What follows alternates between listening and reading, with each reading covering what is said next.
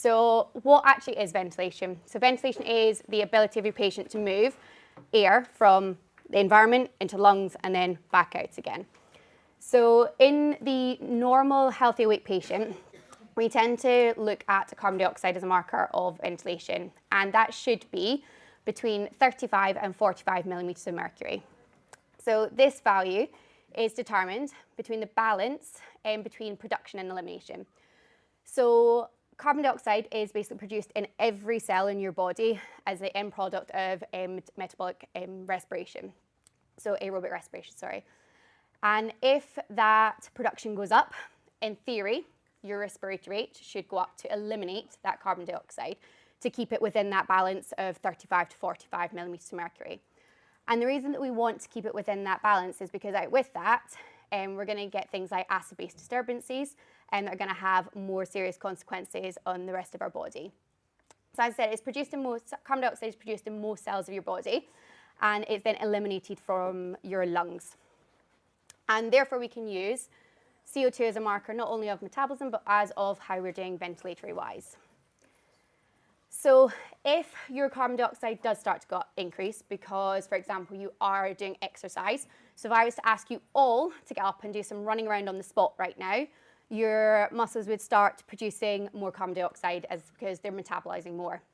And then your respiratory rate or your tidal volume would go up to then get rid of that carbon dioxide. That's great, and that keeps our carbon dioxide normal within our body. If it goes out with normal, then we get, as I said, acid-base disturbances. So life is all about keeping that carbon dioxide within your arterial blood within that 35 to 45 millimeters of mercury. And it would be great if in every anaesthetised patient we could then measure that, because that would tell us a whole amount about our patient. But to actually look at arterial blood, that requires arterial sampling. And then you've got to run that on an arterial blood gas analyzer, and that's a little bit invasive and it's quite tricky to do, and then you've got to do lots of interpreting. So we are very fortunate because carbon dioxide is eliminated by your lungs. We can actually measure that, and that will give us a really good marker of what's actually going on in our blood, because carbon dioxide should be in your lungs, should be pretty similar to what's going on in your blood. And in the healthy awake patient, your alveolar CO2 and your arterial CO2 should pretty much be the same. So they're typically within 1 to 2 millimeters of mercury of a difference. So that means that if we can measure the carbon dioxide in the expired gas, we can then actually tell what's going on in our blood as well, which is very useful. And because obviously in anaesthesia, we're very fortunate that we intubate our patients, we have continual access to that alveolar gas. So we can measure it at all times through capnography, which is really, really useful. And what we see at the end, so our end tidal carbon dioxide, we can use to actually tell us what is going on within arterial blood. And yes, it's very, very, very good. And this carbon dioxide is then going to tell us how well our patient is ventilating. Now, the assumption we're making here is that the metabolic rate is staying pretty similar in our patient. So we're assuming that it's not massively changing while we've got a patient that's anaesthetised. Obviously, this isn't true. There are some conditions and there are some states where we might see changes in metabolic rate, but generally speaking, if your carbon dioxide goes up, it's probably because your patient isn't ventilating enough to maintain a normal end tidal carbon dioxide. So when we think about ventilation and the actual act of moving that gas, we've got to think of our minute volume. So this looks at our respiratory rate times by our tidal volume. And it is the volume of gas that's inhaled or exhaled in 1 minute. And we look at this and we can say, well, if our end tidal carbon dioxide is going up, our minute volume is not adequate. Therefore, something is either wrong with my respiratory rate or with my tidal volume. Okay, so when our patients are anaesthetised and we see a carbon dioxide of greater than 45 millimeters of mercury, we tend to say our patient is hypoventilating because this is abnormal. It's above a normal limit. Now, in most patients, there could be a lot of different problems that go on to cause this patient to hypoventilate. But the first thing that we always think about is, what am I actually doing to the patient? Well, I've anaesthetised them. And sadly, anaesthetic drugs, the side effect of them is hypoventilation. They reduce your respiratory drive. And all the drugs that we use in anaesthesia, I think there's very few of them that don't reduce your respiratory drive. So the simple act of anaesthetizing your patient is going to cause them to hypoventilate. And that's a normal side effect of the anaesthetic. But it's not the only cause of hypoventilation under anaesthesia. And we don't want to forget that there are other potential causes there. So if we were to split them into 4 very broad categories, the first is going to be reduced respiratory drive. And that is usually your anaesthetic drugs, but also patients that have maybe got some neurological disease going on, like raised intracranial pressure, these kind of things are all going to be potential causes of a reduced respiratory drive. Then we're going to think about our thoracic wall compliance. So if my thoracic wall doesn't move as well as it should do, I am not going to breathe as well as I can. So the things that are going to cause reduced thoracic wall compliance, things like obesity. So your patient's chest isn't going to be able to move as well, so they're going to have reduced thoracic wall compliance. They are going to hypoventilate.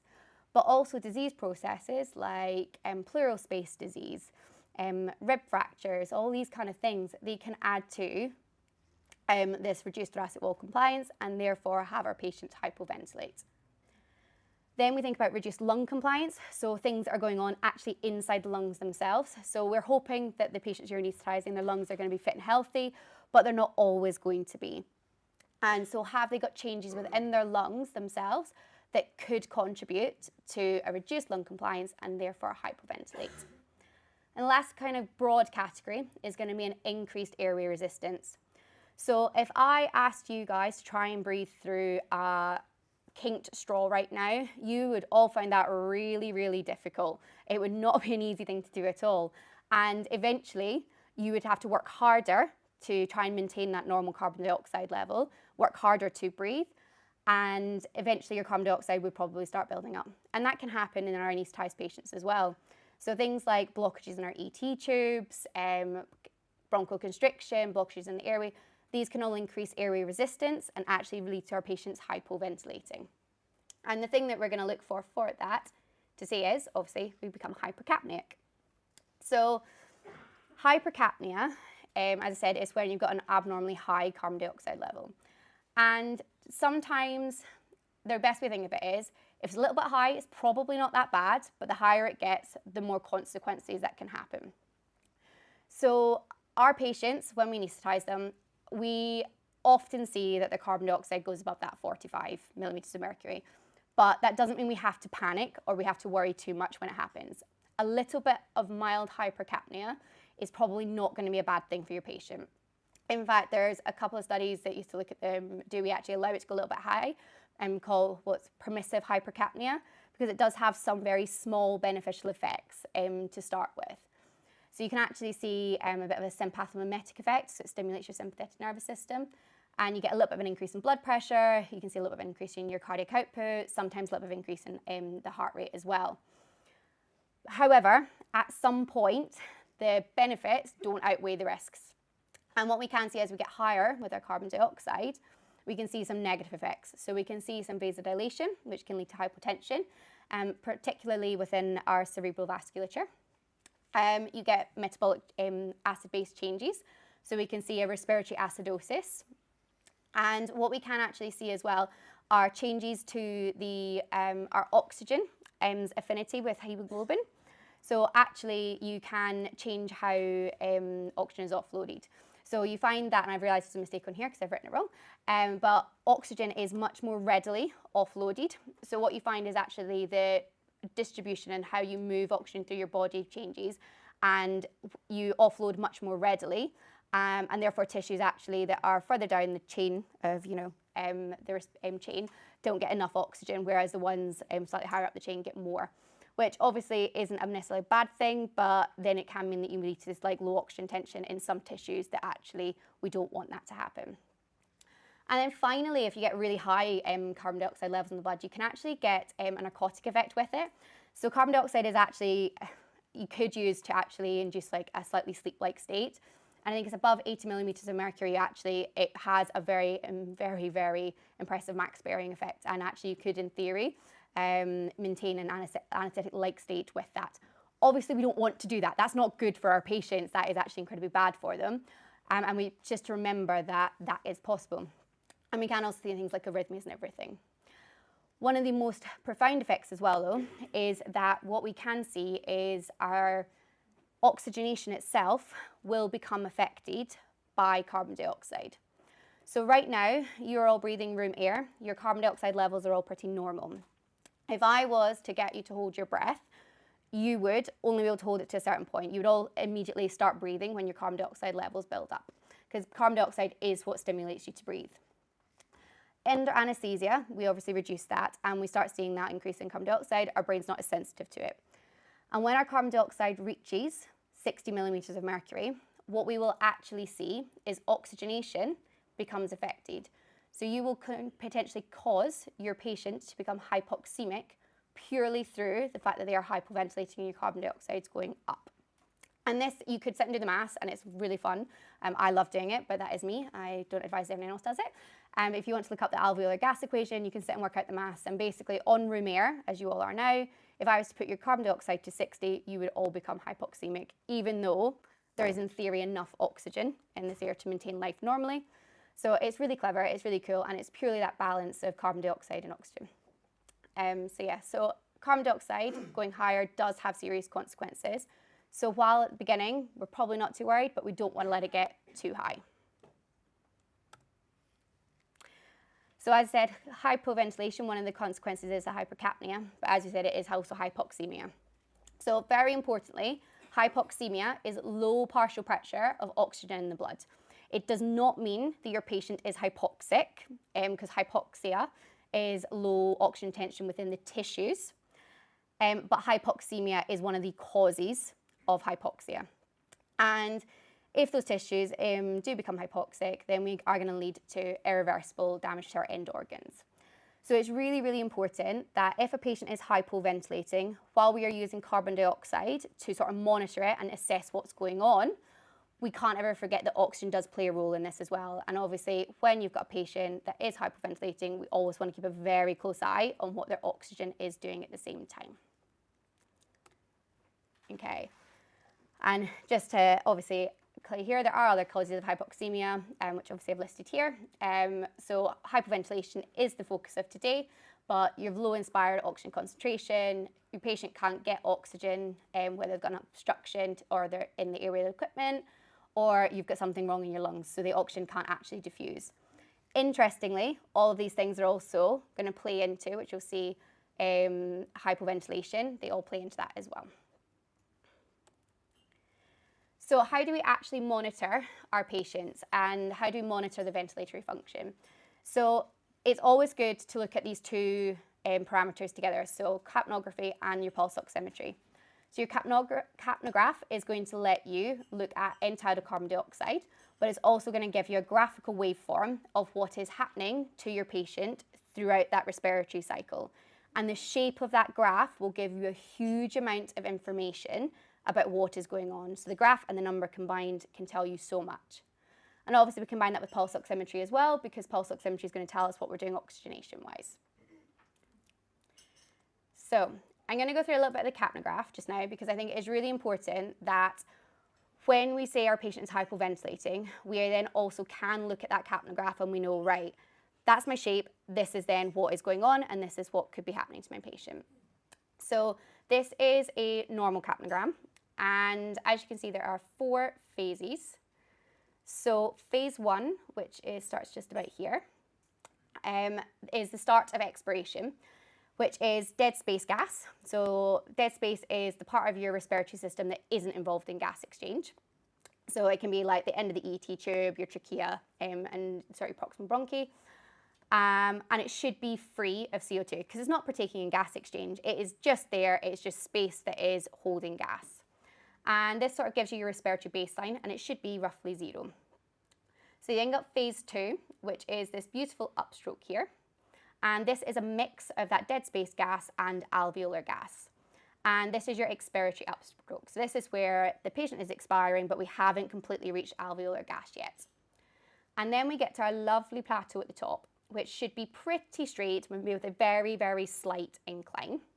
And this is your alveolar plateau. And this should completely represent alveolar gas. Then we get to this lovely phase here, so phase 0, where you should have a really rapid decline and this is your inspiratory downstroke, and it should be a rapid decline to 0. And that should be it, and that's what it should look like. So you should get this lovely sort of square shape with a very slight incline at the top. The angles here between phase 2 and 3, and between 3 and 0, also have names, and you can see here we've got the alpha, which is the first one here, and our beta angle. And these angles actually can tell us a huge amount about our patient. So the alpha angle should be around about 100 degrees, so just over sort of a right angle. And if this angle then actually increases, so it becomes more obtuse, this can indicate that we've got an obstruction somewhere within our either equipment or our patient. So an increase in this angle could indicate that your patient has got an obstruction within their airway. It can also mean, though, that your capnograph line is kinked or that your ET tube's kinked. So there are also things that we do have to think about as well. And then we've got here our beta angle. And this is the angle, as I said, between the alveolar phase and then inspiration. And it should be pretty much 90 degrees. And when we combine all of this, the shape of this capnograph with our end-tidal CO2, which is basically red at the beta angle, so the point, the peak of our alveolar phase, it can tell us a huge amount about how well our patient is ventilating. Okay, so it's easier to show you some abnormal capnograms, and then hopefully with the simulator we'll be able to actually work through these. So the first one we've got here, so this lovely friend here, you can see that it's a pretty normal shape, lovely normal shape, but it is above, they've got a cutoff of 40, but it is a high end-tidal carbon dioxide. So this would be a patient that is truly hypoventilating, but their respiratory function is probably quite normal, so the actual pattern is very normal. B here, hold on, let me just see. Yep, B here. You can see this one at the start is a lovely normal shape, and then as we move through them, our alpha angle is increasing. And this is probably suggesting that there is an obstruction somewhere within either the airway or within our equipment. Oh, stop going away. There we go. Then we've got C here, where we've got this stepwise decrease in our carbon dioxide. So they're all quite normal shaped, but there's a stepwise decrease. And this is indicative that there is poor pulmonary perfusion or some form of cardiovascular collapse. So if you do start seeing this, it is definitely worthwhile checking your pulses, and you're going to be starting thinking, am I going to be needing to do CPR at this point in time? D here is we've got, again, it's a normal shape, so you can see we've got very normal shape, but we're not returning to baseline, and with each breath, we are getting a higher and higher carbon dioxide. And this suggests that our patient is rebreathing. Now, depending on what system you're on, obviously it's going to depend on what the problem there is. So if you're on a non-rebreathing system, so your T-piece, that kind of thing, you're going to be thinking, is my fresh gas flow high enough? If you're in a circle breathing system, you're going to be thinking, well, is my soda lime exhausted? Or are my one-way valves going to be damaged here? So they're always things you have to check. Then we have these last ones here. So this one here, you can see we've got our expiration, and we then don't have an alveolar plateau. We don't really have an alpha angle, but we've also not really got a beta angle at all. It's completely flatlining down. And this is suggesting that our free gas, carbon dioxide free gas is mixing with your expired gases as well. And this is quite common. We see this kind of shape with a high sampling rate or a leak around your ET tube. So if you all have a normal capnograph and then all of a sudden you start seeing this, you're going to be thinking, has my ET tube started leaking? So you're going to check that cuff, make sure you've got a nice tight seal, and sort of go from there. And then here, this one, again, it looks like a relatively normal shape, but then we've got these little dips and peaks within our trace. And this is something you will typically see when you're mechanically ventilating a patient and they try to spontaneously breathe over the ventilator. So this suggests ventilator asynchrony. And there's a few different things that can cause that. It can be that maybe you're not matching their ventilator requirements. So is the carbon dioxide incredibly high and you're getting a pattern like this? It might mean that there's too much carbon dioxide and they are really trying to breathe over this, and you maybe need to do a little bit more work to actually bring that carbon dioxide down, and then they'll be much happier. Or it could mean your patient's quite light and actually they're just respiratorized much higher, and either you need to increase your depth of anesthesia, or again, you're like, am I about, or stop mechanically ventilating them, because hopefully they'll be able to then do it themselves. And then finally, we've got this little friend down here, which is one of my favorite traces actually. And this is where you sort of see a bumpy, wavy sort of pattern in the inspiratory downstroke. And this is called cardiogenic oscillations. And it is a really, really normal capnograph trace to see. And it's really common when you have a nice slow and steady respiratory pattern with a nice slow and steady heart rate. Because what we think is happening is it's as your heart is beating against your sort of respiratory tree, they're getting just a little bit of mixing of different areas within your lungs, the different bits of gases are mixing, and then they're just being expired that way. So it's a very nice pattern to see actually. It's a completely normal, but it is lovely. So you're presented with a patient that you've anaesthetised that has a high end tidal carbon dioxide. So what do you actually do? So for a lot of people, this is quite hard, can be quite challenging, because a lot of the time the person that's got to be making the judgment of what we're deciding can be the same person that's actually doing surgery. So it can be quite challenging. It can be worrying, especially depending on who you've got on the anaesthetic themselves. So not everyone is confident with anaesthesia, I completely get that, and it's a relationship between usually the person doing the surgery and that person that's monitoring the anaesthetic as well. So one of the first things I'm going to do is I'm going to check my SpO2, because if my carbon dioxide is high but my SpO2 is normal, that's less of a worry than if my SpO2 isn't normal. So if my carbon dioxide is high, SpO2 is normal, fine, we're okay. We've got a little bit more time to sort of work out what's going on. If the SpO2 is low, then I'm going to be a little bit more concerned that there's something going on here that I'm really going to need to intervene with. And then we're going to look at, well, what is the shape of my capnograph?